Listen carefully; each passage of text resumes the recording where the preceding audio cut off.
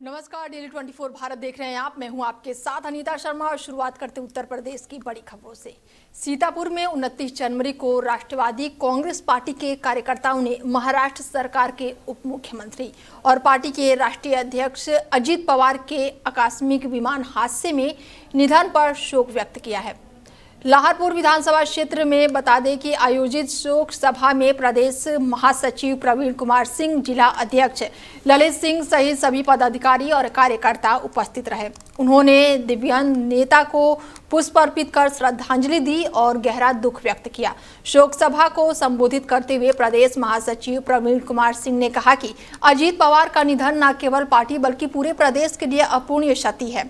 उन्होंने उन्हें दूरदर्शी, मेहनती और जनप्रिय नेता बताया, जिनका योगदान राष्ट्रवादी कांग्रेस पार्टी के संगठन को मजबूत करने में हमेशा याद किया जाएगा।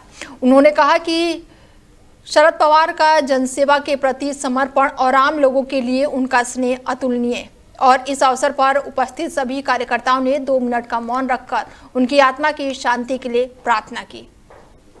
तो वहीं वाराणसी में आंगनबाड़ी कार्यकर्ताओं ने अपनी मांगों को लेकर जोरदार धरना प्रदर्शन किया। बुधवार को शास्त्री घाट पर आयोजित इस प्रदर्शन में सैकड़ों की संख्या में आंगनबाड़ी कर्मचारी मौजूद रहे और सरकार के खिलाफ नारेबाजी करते हुए अपनी नाराजगी जाहिर की।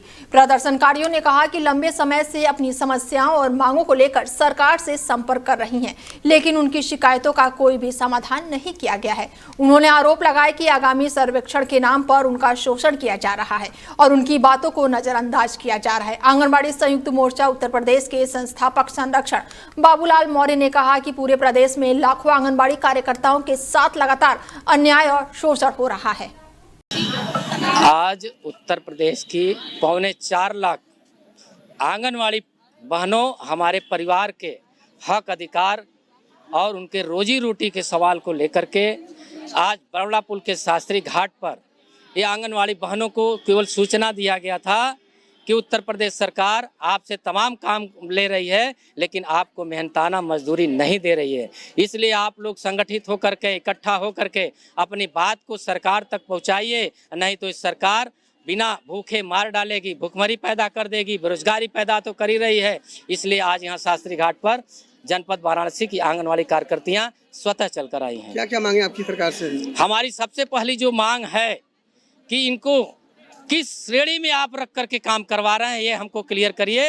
या श्रमिक की श्रेणी में है तो वो भी क्लियर करिए, सरकारी कर्मचारी मानते हैं तो वो भी क्लियर करिए, संविदा का मानते हैं तो वो भी क्लियर करिए, भारत सरकार के कर्मचारी मानते हैं तो वो भी क्लियर करिए। उसको तय करके उस अनुरूप जो हमारा लाल कानून कहता है, संविधान कहता है, उस आधार पर हमको मेहनताना देने का काम करिए। हम लोग आज अपनी मांगों को पूरा कराने के लिए बैठे हैं, क्योंकि सरकार SIR का काम हम लोग से बिना मोबाइल दिए पूरा डाटा एंट्री काम करा डाली और हम लोग को डांट करे। अब मोबाइल हम लोग को जो दिए 2G का दी है, 5G का दी नहीं है, तो हम लोग उसी के लिए आज पूरे हम लोग जिले में धरना किए हैं। क्या क्या मांगे आपकी सरकार से? हम लोग को सरकार या तो पेमेंट कम से कम 20,000 दे, जरूरत नहीं है, अब मोबाइल दो अच्छी, तब तो हम लोग कार्य करेंगे, नहीं तो हम लोग 8 मार्च को धरना करेंगे।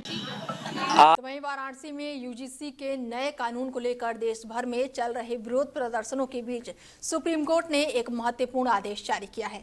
केसरिया भारत संगठन की जनहित याचिका पर सुनवाई करते हुए कोर्ट ने नए UGC कानून और विधेयक को आगामी 19 मार्च तक लागू होने से रोक दिया और अगली सुनवाई जो है 19 मार्च को तय होगी। और इस कानून के खिलाफ पूरे देश में छात्र, शिक्षक और स्वर्ण समाज के लोग सड़कों पर उतरकर विरोध जता रहे हैं। विश्वविद्यालय से प्रभावित लोगों ने कई जगह धरना प्रदर्शन कर सरकार के खिलाफ आक्रोश व्यक्त किया। और इसी कड़ी में वाराणसी के जिला मुख्यालय पर केसरिया भारत संगठन के बैनर तले लगातार तीसरे दिन भी धरना जारी रहा और इस दौरान संगठन के कार्यकर्ताओं ने प्रधानमंत्री नरेंद्र मोदी की सद्बुद्धि के लिए हवन यज्ञ किया और पूजा किया। बात करते हैं, क्या नाम है? मेरा नाम एडवोकेट सारिका दुबे है। सरकार जी किस तरह का उत्सव मनाया जा रहा है? ये जो UGC एक्ट आया था, कहीं न कहीं जो यूनिवर्सिटीज में विद्यार्थियों के बीच में उनके बीच उनको बांटने का एक कार्य किया जा रहा था कि इस एक्ट के माध्यम से सिर्फ हमारे बच्चे, हमारे भाई बंधु जो वहाँ पढ़ने जाते उनके बीच सिर्फ और सिर्फ मतभेद उत्पन्न होता, जो कि हम नहीं चाहते थे। हमारी सनातन संस्कृति है कि हम सभी एकजुट और एक साथ हैं और इस एक्ट से बहुत ज्यादा प्रभाव पड़ता और इस एक्ट को देखते हुए ये पता चला है, क्योंकि सुप्रीम कोर्ट में जो भी न्यायाधीश है वो जानते हैं कि इससे कहीं न कहीं समाज में सिर्फ और सिर्फ बंटवारा होगा। इसको उन्होंने गलत बताते हुए अभी इस पर रोक लगा दिया, और इसी के लिए हम लोग जश्न मना रहे हैं, क्योंकि 3 दिन से दिन और रात हम लोग यहाँ पे पेड़ के नीचे बैठे हैं। हमारे भाई लोग रात में तो हम नहीं रहते, लेकिन हमारे भाई लोग इसी ठंडी में से मच्छर में रात में बैठ के इस समाज के लिए धरना दे रहे हैं ताकि यूनिटी बनी रहे। क्या नाम आपका भाई साहब? जी, मेरा नाम एडवोकेट समीर कुमार मिश्रा है, पूर्व छात्र संघ महामंत्री काशी विद्यापीठ यूनिवर्सिटी। समीर जी, किस तरह का उत्सव मनाया जा रहा है यहाँ पे और क्या प्रक्रिया? ये एक तरह से हम लोगों में आज विजय उत्सव मनाने का काम कर रहे हैं। विजय उत्सव इसलिए क्योंकि ये जो यूजीसी का काला कानून हमारे सवर्ण समाज के बच्चों के भविष्य के साथ खिलवाड़ करने के लिए लाया गया था, आज उस कानून पर माननीय सर्वोच्च न्यायालय ने जिस तरह से हम लोगों को न्यायपालिका पर विश्वास भी था और हमने PIL भी दाखिल किया था, आज सर्वोच्च न्यायालय ने हमारे पक्ष में फैसला देते हुए 19 मार्च तक इस पे टेम्परेरी रोक लगा दी है। 19 मार्च तक ये जो कानून पास हुआ था, जो लागू हो गया था, उसे वापस करते हुए, उसे रोक लगाते हुए आगे सरकार को इस पर जवाबदेही दाखिल करने का मौका दिया है। और हम जानते हैं कि आगे सुप्रीम कोर्ट इस रोक को लंबे समय तक बढ़ाते हुए और जरूर ही इस काले कानून पे निश्चित और आवश्यक संशोधन करने का आदेश केंद्र सरकार को देगी। और हमारे सवर्ण समाज के बच्चों के साथ जो खिलवाड़ हो रहा था, उनके भविष्य के साथ जो समाज में और विश्वविद्यालयों महाविद्यालयों में जातिगत दुर्भावना फैलाने का काम हो रहा था, वो जातिगत दुर्भावना खत्म होगी और सभी समाज के, सवर्ण समाज, पिछड़ा समाज, अनुसूचित जाति, अनुसूचित जनजाति, सभी बच्चे आपस में एक साथ बैठकर एक साथ रहेंगे, एक साथ खाएंगे, एक साथ पढ़ेंगे और एक साथ इस देश के भविष्य में निर्माण करेंगे। और का दूसरा भी है किया गया था, इसके आपके साथ है और दूसरा भी उनसे मिलते हैं, बात करते हैं। क्या नाम आपका भाई साहब? गौरव मिश्र, मैं सेवा संगठन का प्रदेश संयोजक। और हमारे इस संगठन के द्वारा आज यहाँ 3 दिन हो गए, 3 दिन से हम लोग धरनारत थे। उसका परिणाम आपको दिख रहा है, इतना सुखद परिणाम आया है कि सरकार ने हमारी मांग तो भले नहीं मानी, लेकिन सुप्रीम कोर्ट समझ गए, सुप्रीम कोर्ट के माननीय जज महोदय ने ये समझ लिया कि ये जनता के हित में नहीं है और ये फैसला। तो वहीं अलीगढ़ में एक युवती ने खुद को धोखे और जबरन धर्म परिवर्तन का शिकायत बताते हुए पुलिस से न्याय की मांग की है। बता दें कि पीड़ित का कहना है कि एक युवक ने अपने नाम और धर्म छिपाकर पहले दोस्ती की, खुद को हिंदू बताकर संबंध बनाए और शादी का झांसा दिया। युवती के अनुसार बाद में उसका धर्म परिवर्तन करा के निकाह किया गया, लेकिन कुछ समय बाद उसे छोड़ दिया गया। उसने ये भी आरोप लगाया है कि नौकरी दिलाने के बहाने उसे नशीला पदार्थ मिलाकर कोल्ड ड्रिंक पिलाई गई और आपत्तिजनक वीडियो भी बनाया गया। विरोध करने पर बता दें कि धमकी भी दी गई है। युवती ने कहा है कि अपने छोटे बच्चे के साथ वो अलीगढ़ के थाना सिविल लाइन स्थित SSP कार्यालय पहुंची और पूरे मामले की शिकायत करके न्याय की गुहार लगाई है। तो वहीं अम्बेडकर समेत कई जिलों के 161 भारतीय नागरिक सऊदी अरब के शहर में फंसे होने का दावा कर रहे हैं और इन लोगों ने एक वीडियो जारी कर भारत सरकार से मदद की अपील की है। वीडियो में मौजूदा लोगों का कहना है कि वो पिछले कई महीनों से गंभीर परेशानी में हैं और खाने पीने तक के लिए जूझ रहे हैं। उनका आरोप है कि अलीसार नगर नाम की कंपनी ने उन्हें 6 महीने का वीजे पर काम के लिए बुलाया था, लेकिन करीब 24 महीने से वहीं पर वो अटके हुए हैं और घर वापस नहीं लौट पा रहे हैं। बताया जा रहा है कि फंसे लोगों में अम्बेडकर नगर, बस्ती, गोरखपुर और राजस्थान के झुंझुनू शहर सहित कई जिलों के नागरिक जो हैं वो शामिल हैं। सभी जगह संपर्क करने के बाद भी समाधान नहीं मिला। उन्होंने सोशल मीडिया पर वीडियो जारी कर मदद की गुहार लगाई है और ये वीडियो सोशल मीडिया पर तेजी से वायरल हो रहा है। हालांकि वायरल वीडियो की पुष्टि डेली 24 भारत नहीं करता है। तो वहीं बदायूं के इलाके में बता दें कि सिटी हॉस्पिटल में इलाज के दौरान एक महिला की मौत हो जाने से हड़कंप मच गया। परिजनों का कहना है कि महिला की तबीयत खराब होने पर एक निजी अस्पताल में भर्ती कराया गया था, जहां पर भर्ती करते समय बड़ी रकम जमा कराई गई और हालत ठीक होने की गारंटी भी दी गई। आरोप है कि अस्पताल लंबे समय से बिना रजिस्ट्रेशन के संचालित हो रहा है और फिर जिम्मेदार विभाग इस पर ध्यान नहीं दे रहे हैं। परिजनों ने बताया है कि इलाज के दौरान महिला की हालत अचानक ही ज्यादा बिगड़ने लगी तो वो उसे किसी बड़े अस्पताल ले जाना चाहते थे, लेकिन अस्पताल के स्टाफ ने मुख्य गेट बंद कर दिया और बाहर जाने से रोक दिया। काफी देर तक अफरा तफरी और बहस हुई और इसी बीच महिला ने तड़प तड़प कर दम तोड़ दिया। गाँव की एक मेरे परिवार की है, भैया की बहू है, यहाँ आई थी सिटी अस्पताल दातागंज में और कल करीब 8 बजे आई थी। तो उन्होंने डॉक्टर साहब ने कहा कि भर्ती कर लिया है। भर्ती करने के बाद में रात को इन्हें रोका, रोकने के बाद में कोई ऐसा दवाई चलेगी नहीं कि कोई सफाई वफाई के मैटर में। और डॉक्टर ने रात में उन्हें पूछी तो उन्होंने कोई दवाई दी है और ना कुछ बता रही। जब हम लोगों ने बात करी है कि सुबह आके तो बदतमीजी से बात कर रहे हैं। जो महिला है महिला लगभग 31-32 साल की है। स्थिति का वो तो इस समय मृतक में है। और जब हम डॉक्टर से बात करी, डॉक्टर से बात करी तो वो कोई किसी प्रकार की बात करने को राजी ना है। इसमें कल 8 बजे एक हमारे ये हैं कृष्णपाल भैया, इनकी लड़के की पत्नी यहाँ दवाई के लिए आई थी, तो इन्होंने एडमिट कर लिया। एडमिट करने के बाद दवाई जो चली होगी पता नहीं, सुबह 4 बजे ये मृतक हो गई। मृतक होने के बाद डॉक्टर जो हैं, लेडी जो कह रही हैं कि बदतमीजी से बात कर रही हैं। जिनके ब्लड कटन लगा यहीं लेके आए, इनने भर्ती करा, इनने दवाई लगाई दे, इनने की सांझ तक टाइम दो, सांझ लो नहीं बैठ जाए हैं। फिर जी हमसे बोल देती ना हमारे कब्जा अपन बाहर ले जाते, कोई इनने गारंटी ना ली। देखने की कह रहे तो कह ली बेर बेर हाथ भेजे में, तुम तो रजाई में बैठे हो, हमका बेर बेर हाथ भेजे में। इनसे कहीं देख लो तो जो ऊपर चली गई ना आई लौट के, फिर गेट पे ताला डाल दिया, मेरा सब लोग सारा बैरार बैठे रहे। तो वहीं जालौन जिले में भारत निर्वाचन आयोग के निर्देश पर 31 जनवरी को विशेष मतदाता अभियान भी चलाया जाएगा और इस अभियान का उद्देश्य ऐसे लोगों के नाम मतदाता सूची में जोड़ना है जिनका नाम अब तक दर्ज नहीं हो पाया है। जिन युवाओं की उम्र 18 वर्ष पूरी हो चुकी है वो इस अवसर पर अपना पंजीकरण करा के मतदाता बन सकते हैं। इसके साथ ही शादी के बाद दूसरे स्थान पर रहने वाली नवविवाहित महिलाएं भी अपने नए परिवार की भाग संख्या पर नाम दर्ज करा सकती हैं।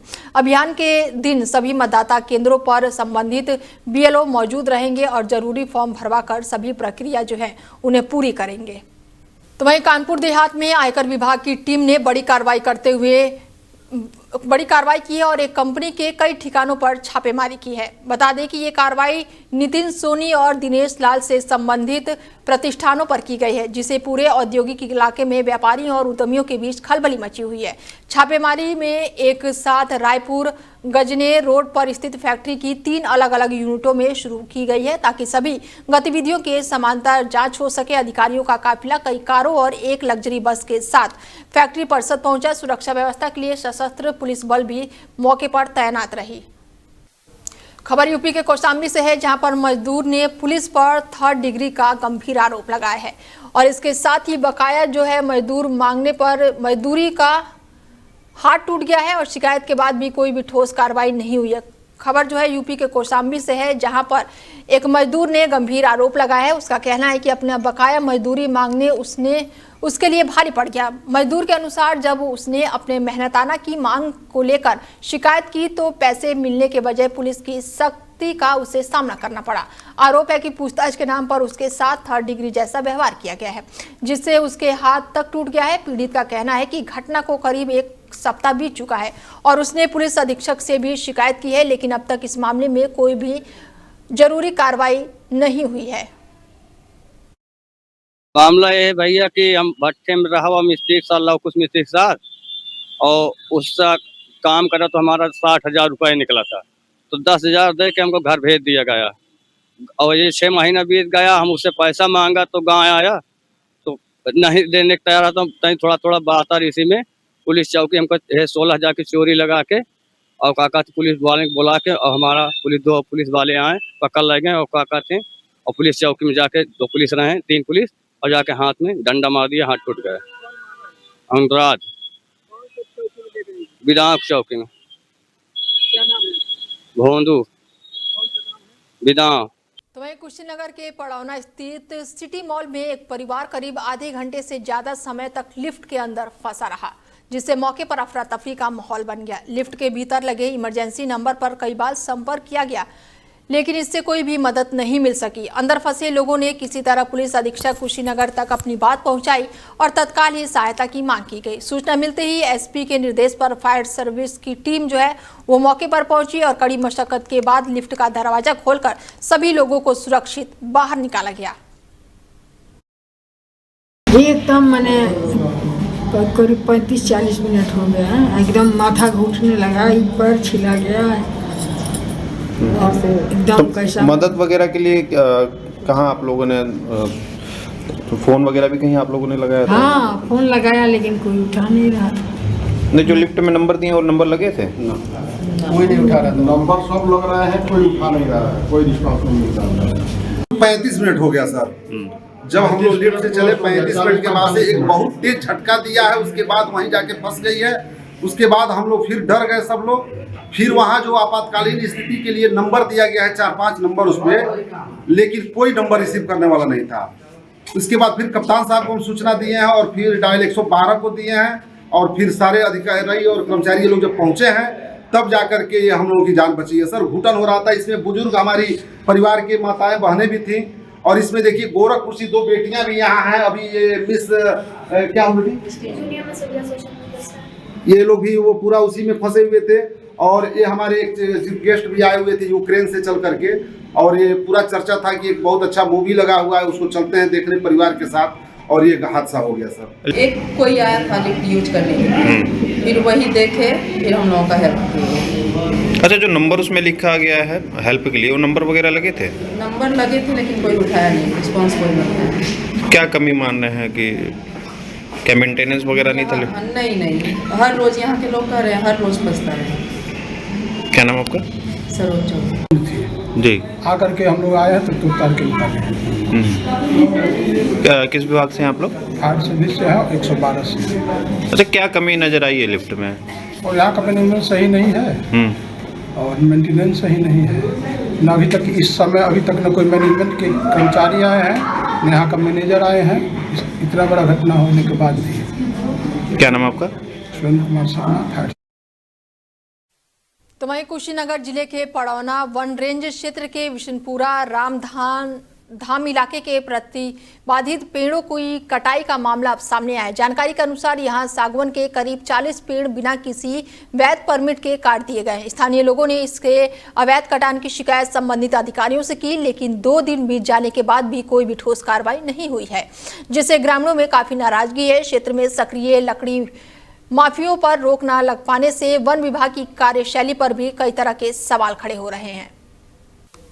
खबर यूपी के लखनऊ से है, जहां पर थाना चौराहे इलाके पर बड़ी कार्रवाई देखने को मिली है, जहां पर पुलिस ने बड़ी कार्रवाई की है। बड़ी जानकारी निकलकर सामने आ रही है लखनऊ के थाना चौक क्षेत्र से, जहां पर मार्केट विवाद को लेकर पीड़ित पक्ष ने पुलिस कार्रवाई पर सवाल भी उठाए हैं। और पीड़ित जो है वो फैसल का कहना है कि वो अपनी दुकानों के दिखाने के लिए बाजार पहुंचा था, तभी वहां पर मौजूदा कुछ लोगों से उसकी कहासुनी हो गई और जो मामला है वो काफी बढ़ गया।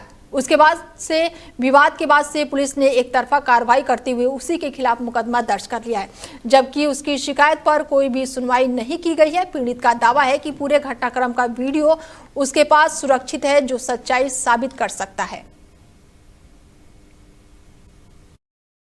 क्या एसीपी साहब की जांच भी चल रही है इसमें।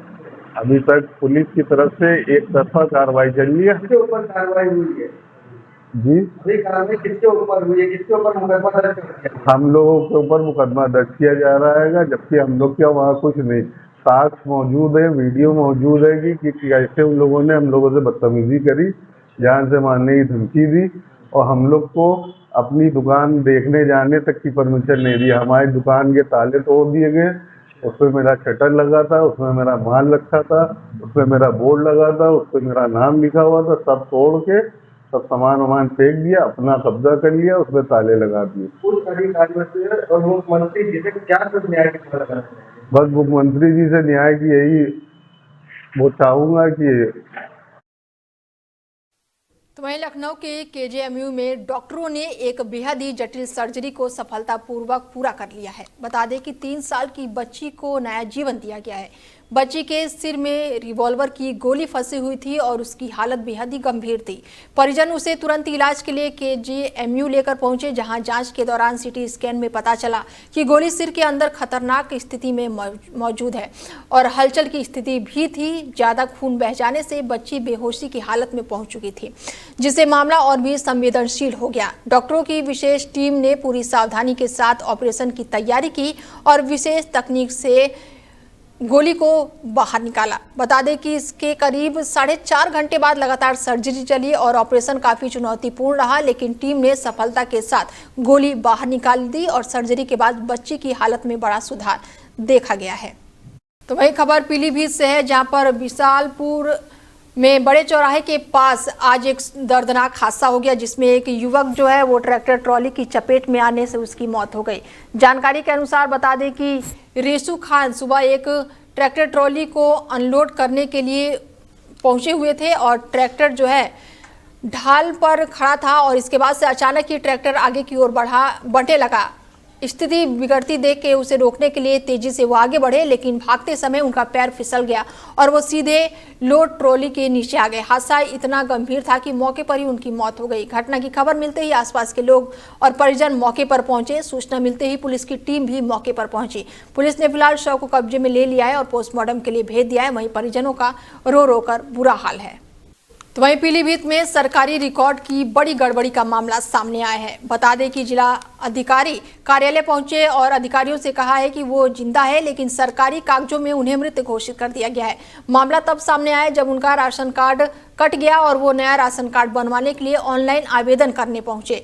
जांच के दौरान सिस्टम में उनकी स्थिति जो है वो मृत दर्ज मिली है, उसके जिस कारण उनका आवेदन जो है स्वीकार नहीं हुआ। उसके बाद से देवेंद्र कुमार लगातार जिला आपूर्ति कार्यालय के चक्कर लगा रहे हैं और अधिकारियों को अपनी जीवित होने की जानकारी भी दे रहे हैं। उनका कहना है कि रिकॉर्ड में गलती होने की वजह से पिछले 5 महीने से अधिक समय से वो राशन जैसी जरूरी सरकारी सुविधाओं से वंचित हैं। बुरी बात यह है, मैंने कोटेदार से कहा कि हमारा राशन कार्ड बनवा दो। उन्होंने मेरा राशन कार्ड लिया, जो मतलब मेरा नाम जिसमें था, आधार कार्ड मेरा लिया, मुझसे पैसे भी लिए कि नाम कटवा दूंगा। उन्होंने नाम कटवाया, मुझसे कहा नाम कट गया, ऑनलाइन करवा के आ जाकर। मैं ऑनलाइन करवाने गया तो उसमें मुझे मृत्यु घोषित कर दिया। फिर मैंने आकर उनसे कोटेदार से कहा कि ये क्या कर दिया, इसे संभलवाओ, कैसे संभलवाओगे? तो बोले अभी तुम्हें गल्ला बांटूंगा, 8-10 दिन के बाद मुझसे बात करना। मैंने कहा ठीक है सर। मैं देखो जब 15वें दिन गया उनके पास में तो मैंने उनसे कहा सर अब बताइए कहाँ जाना पड़ेगा, ले चलो मुझे, मैं तो कहीं जानता नहीं। तो उन्होंने सीधे मुझसे कहा तू जहाँ जाए वहां जा और मतलब जो कर मिले वो कर ले जाकर, ये काम तेरा है मेरा नहीं। सहारनपुर में दिल्ली देहरादून गणेशपुर एक्सप्रेसवे पर एक भीषण सड़क हादसा हो गया है, जिसमें स्कूटी सवार 2 युवकों की मौके पर ही दर्दनाक मौत हो गई। जानकारी के अनुसार एक्सप्रेसवे पर एक ट्रैक्टर ट्रॉली खराब हालत में खड़ी थी। इसी दौरान तेज रफ्तार से आ रही स्कूटी सीधे पीछे से ट्रैक्टर ट्रॉली से टकरा गई। टक्कर इतनी जोरदार थी कि दोनों युवक गंभीर रूप से घायल हो गए और घटनास्थल पर ही दम तोड़ दिया। दोनों मृतक जो है हसनपुर क्षेत्र के रहने वाले बताए जा रहे हैं। हादसा की सूचना मिलते ही पुलिस मौके पर पहुंची है और शव को कब्जे में लेकर आगे की कानूनी कार्रवाई शुरू कर दी है। तो वहीं संभल जिले में पुलिस ने वाहन चोरी करने वाले गिरोह का खुलासा करते हुए बड़ी सफलता हासिल की है। एसपी कृष्ण कुमार के नेतृत्व में चंदौसी पुलिस ने कार्रवाई करते हुए चोरी की वारदात में शामिल 2 आरोपियों को गिरफ्तार किया है, जो आपस में जीजा साली के रिश्ते में बताए जा रहे हैं। और पुलिस ने उनके पास से चोरी किए गए छोटा हाथी वाहन, वारदात में इस्तेमाल की गई कार और 2 मोबाइल फोन भी बरामद किया है। पूरे मामले का खुलासा एसपी ने प्रेस कॉन्फ्रेंस के दौरान किया है और आरोपियों को फिलहाल बड़ी कार्रवाई करते हुए उन्हें जेल भेज दिया है। फिलहाल बुलेटिन में मेरे साथ इतना ही। दीजिए इजाजत, नमस्कार।